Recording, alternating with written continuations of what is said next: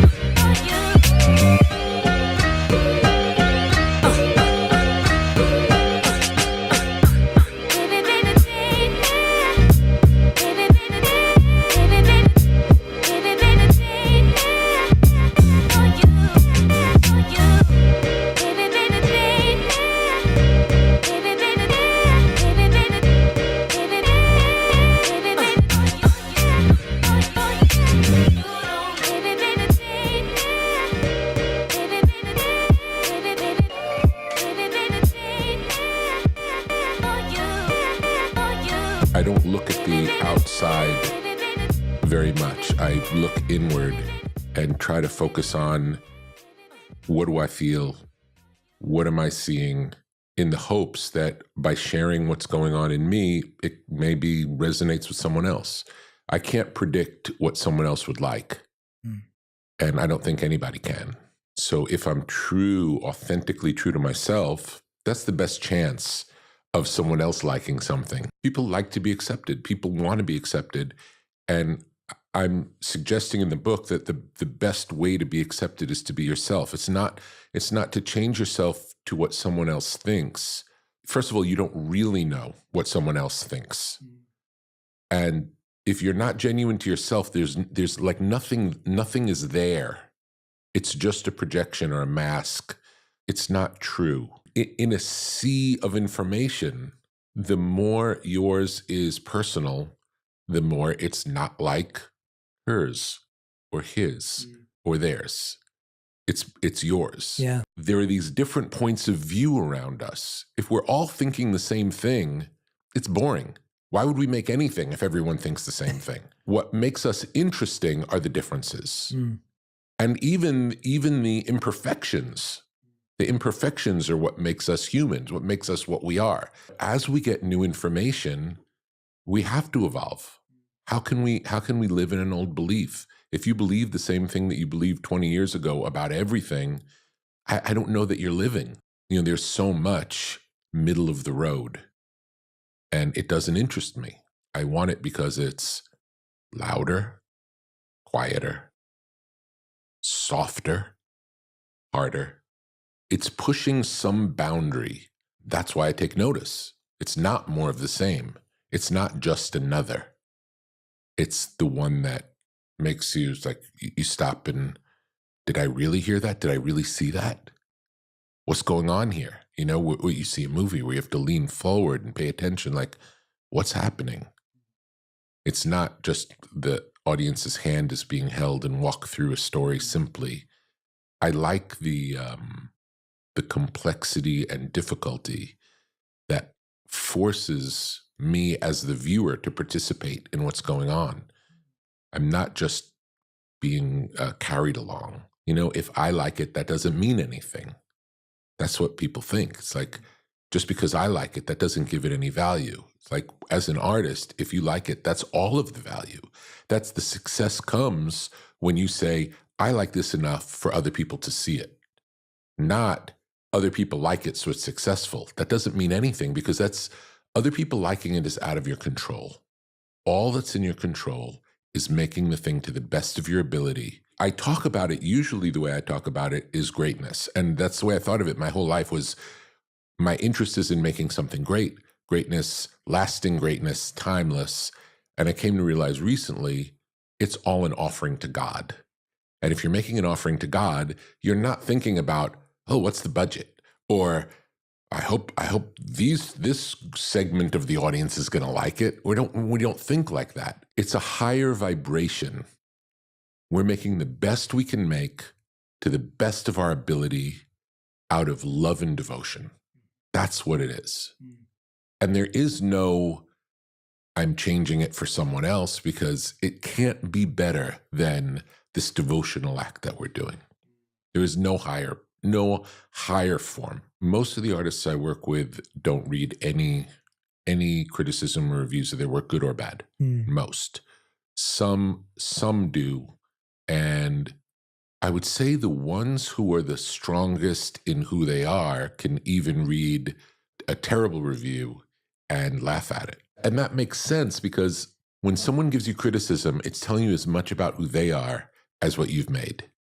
It's like, we make things and then we make it with one through our filter, our perspective. And then you receive it through your filter with your perspective. So even if we both like it, we probably don't like it the same way for the same reasons. We all have our own relationship to it. Everyone has their own relationship to it. So any of these metrics of which is better, like the idea of the Oscars or the Grammys, where we're saying which album is better than another, it doesn't make any sense to me, because it's always apples and oranges. The only people who we can honestly compete with is ourselves. It's like, is this the best I can make today? Have I gone further than I've gone before? That's all we can do. That's the only competition that makes sense, is continuing to evolve and push ourselves artistically and not get complacent, especially in success. It's easy to get complacent once something works. It's like, I'll just keep doing more of that. It ends up maybe one more time you can get away with it, but once 3 are similar, it stops being interesting. It's the obsessive nature of being really into something that once you start down a thread, you just keep pulling forever if you're interested. Many of the artists that are great at what they do are great at what they do for that very reason. They fall in love with this thing, and then they just want to know everything they could possibly learn about it. And there are no distractions. I'm working on a project now, a documentary project with comedians. And one of the things that they talk about is their commitment. Like when other people are doing things on the weekend, going out with their friends, they're going to perform every night that they can possibly go out and perform until they can get good at their craft. And this could be for a period of, 10 years of just having bad performances, having people not like what you do, like banging your head against the wall. But that obsession with breaking through. And when I say breaking through, I don't mean breaking through to the audience. I mean breaking through with themselves to where they get past all of the blocks and to be free in this moment in a way where they can really express their views and be heard and people can react. It's a fascinating thing. Well, I think in general, people don't like to be told what to do.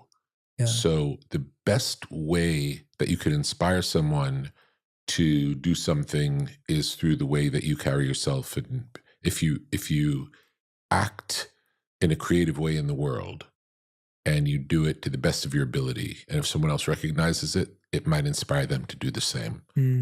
So I think it's hard to teach someone something that we don't practice. We have to practice it. Maybe your purpose in life isn't related to your job. Maybe your job is your job, and the job is the thing that supports you.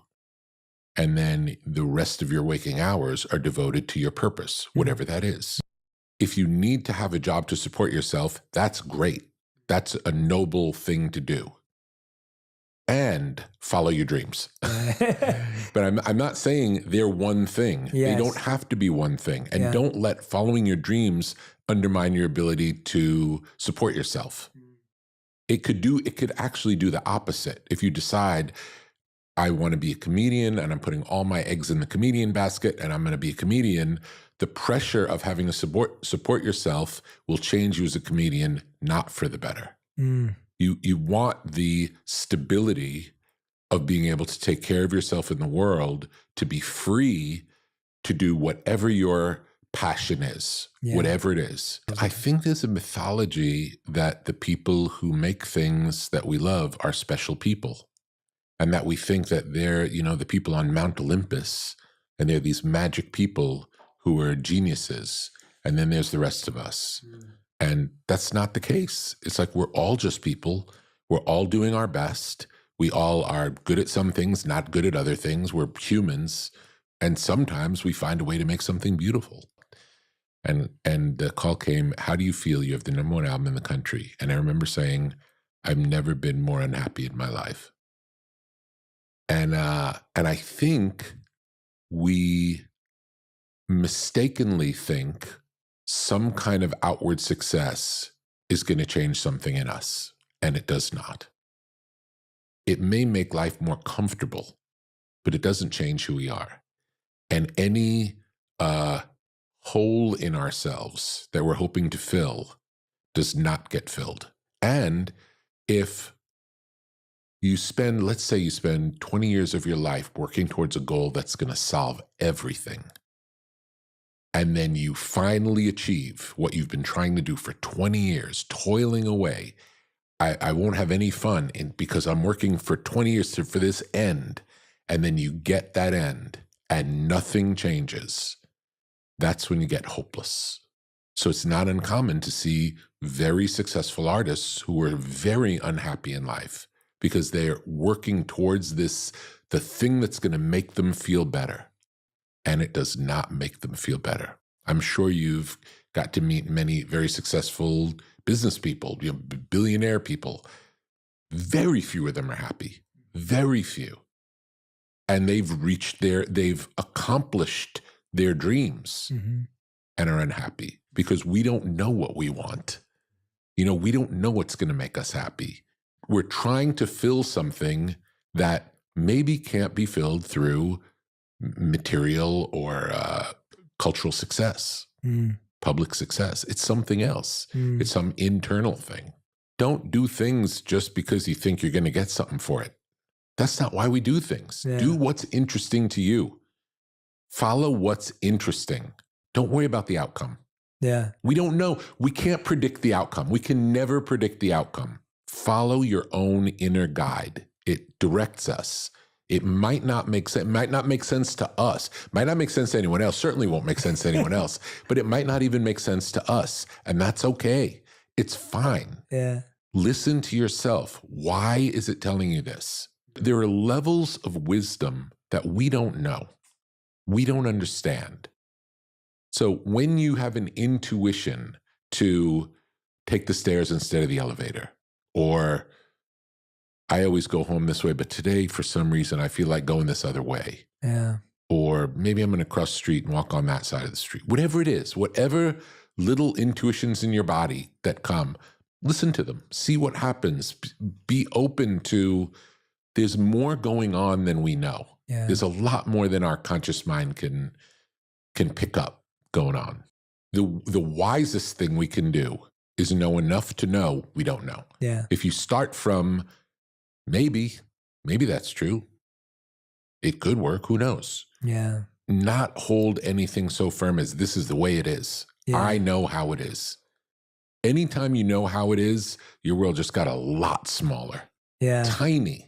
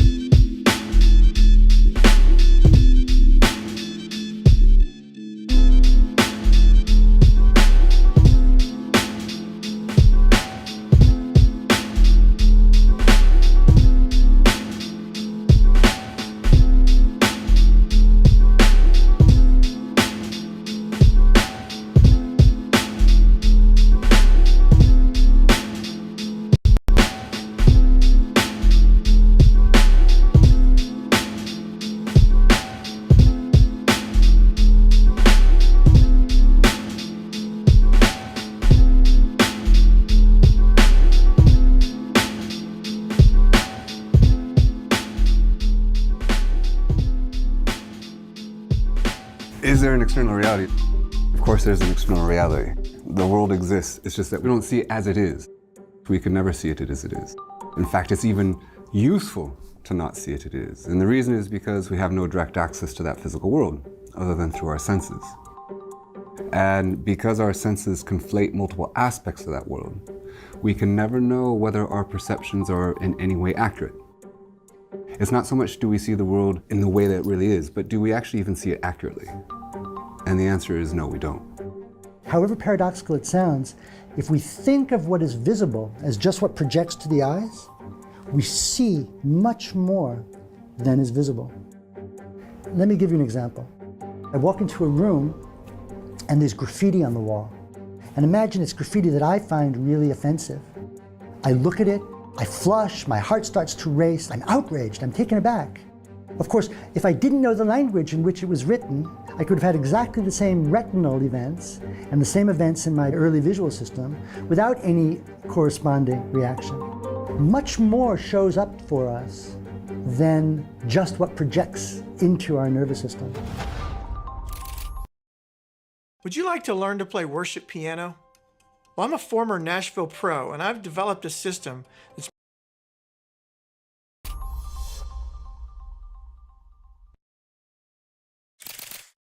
Our senses are also making up the tastes, odors, and colors that we experience. They're not properties of an objective reality, they're actually properties of our senses that they're fabricating.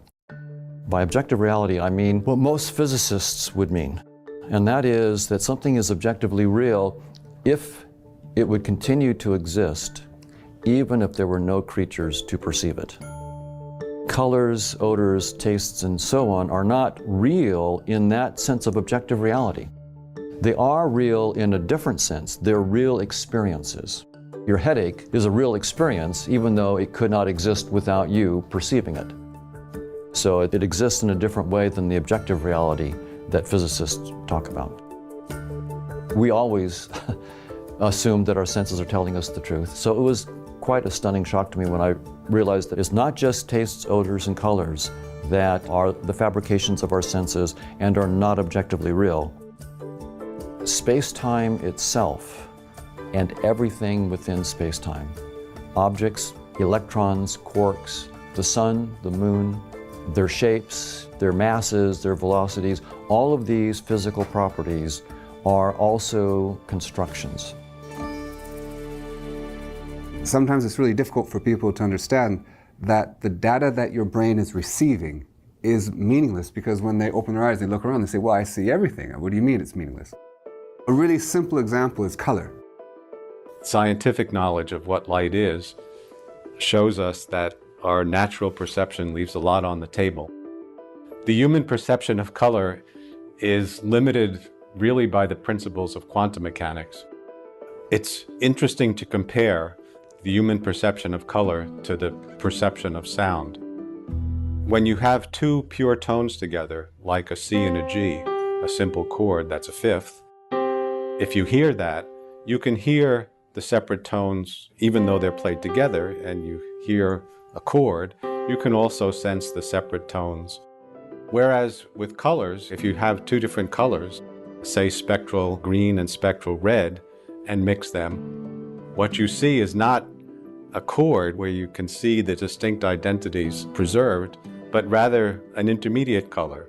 In fact, you'll see something that looks like yellow.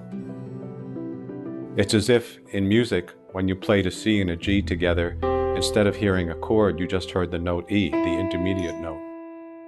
So at this most basic level, we don't represent even the information we're getting in any accurate way.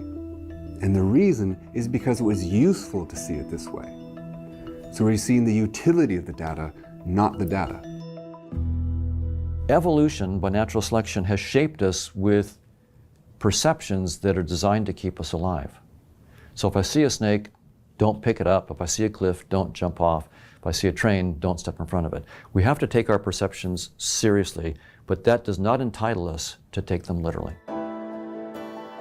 Perception itself, A perspective on something defined by perception is inherently a reduction of the information of the thing. My perspective of it is going to be a lot less total information than the actual thing is. I can look at the object from the east side, or the west side, or the top, or the north side, or the inside, microscopically, telescopically. They'll all give me different information. None will give me the entirety of the information about the situation. So there is no all-encompassing perspective that gives me all of the information about almost any situation. What this means is that reality itself is transperspectival. It can't be captured in any perspective, so multiple perspectives have to be taken, all of which will have some part of the reality, some signal. There may also be distortion. I may be looking at the thing through a fisheye lens or through a colored lens that creates some distortion. Why does this matter? The ability to take multiple perspectives, to see the partial truth in them, and then to be able to seam them together into something that isn't a perspective. It's a trans-perspective capacity to hold the relationships between many perspectives in a way that can inform our choice making is fundamental to navigating reality well. How is it that we make claims of truth? And how would we begin to know if what we think is true is actually true? This is the beginning of the scientific method. Let us begin with observation, pose a question, figure out what the hypothesis would be that would answer a particular question, and then figure out how we would begin to address the hypothesis. That is a scientific approach to questions that could be addressed any number of ways. There is a kind of whispering campaign against the value of objective truth. Science's belief in objective truth works. Engineering technology based upon the science of objective truth achieves results. It manages to build planes that get off the ground. It manages to send people to the moon and explore Mars with robotic vehicles on comets. Science works. Science produces antibiotics, vaccines that work. So anybody who chooses to say, oh, there's no such thing as objective truth, it's all subjective, it's all socially constructed, tell that to a doctor, tell that to a space scientist. Manifestly, science works, and the view that there is no such thing as objective truth doesn't. When you write down the theory then becomes your teacher. It becomes smarter than you in a way. When Einstein wrote down the equations of general relativity, he did not know that they entailed the existence of black holes. In that sense, the equations were smarter than Einstein. Einstein didn't believe in black holes for decades. The equations were very clear that they could exist. Einstein said no. Turned out Einstein was wrong and the equations were right. So it's very interesting. We do these theories because we can learn from them. When you try to address the nature of things, you may find that asking different questions requires different ways of processing the underlying reality. For instance, in understanding the human mind, to understand it physically requires one kind of processing, and there's every reason to think that we already have fundamental physical laws that are adequate to that kind of treatment. But to understand how a person works, how thought processes, moods, and so forth add up to a personality and a human actor will require quite different ways of understanding and quite different ways of processing the underlying information structure.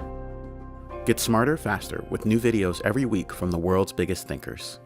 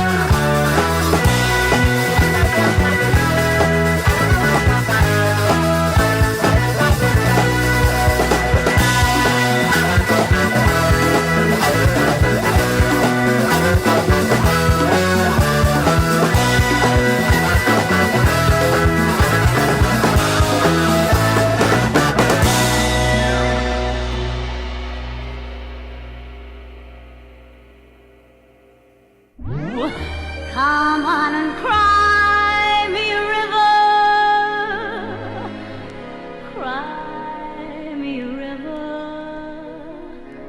I cried a river